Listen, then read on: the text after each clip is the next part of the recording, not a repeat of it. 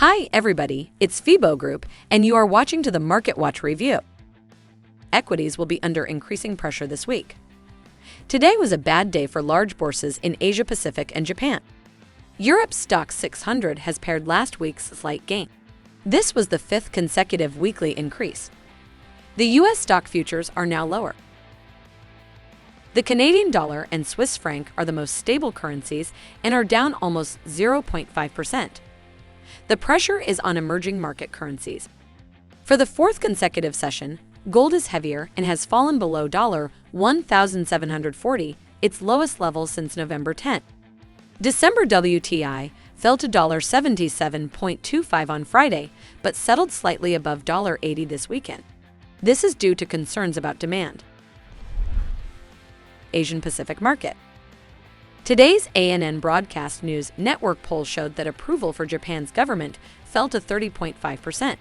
This is a drop of 2.6 percentage points, while disapproval rose. Within a month, the cabinet lost its third minister. Funding irregularities caused the resignation of the Internal Affairs Minister and was replaced by the Foreign Minister.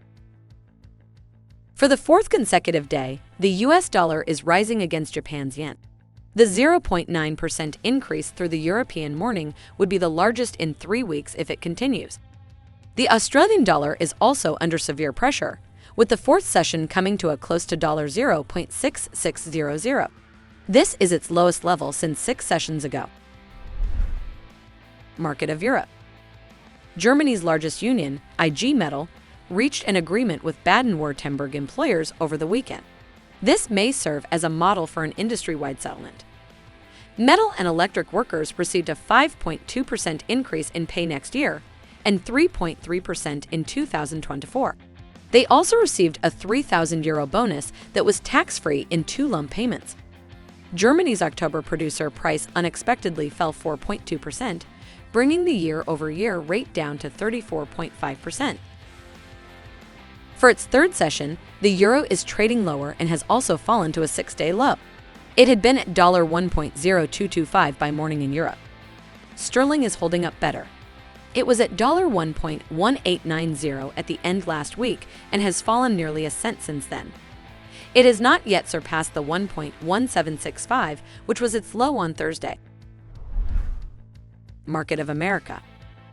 Bostic, Atlanta Fed's chief economist, suggested that an additional 75 to 100 basis points of rate increases could be sufficient to increase the chances of a soft landing.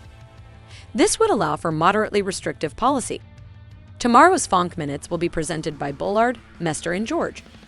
Today, San Francisco Fed President Daly speaks. As the dollar recovered from the CAD 1.3225 zone, where it had lost its downward momentum, the US dollar climbed to CAD 1.34 at the end last week. It reached 1.3440 today.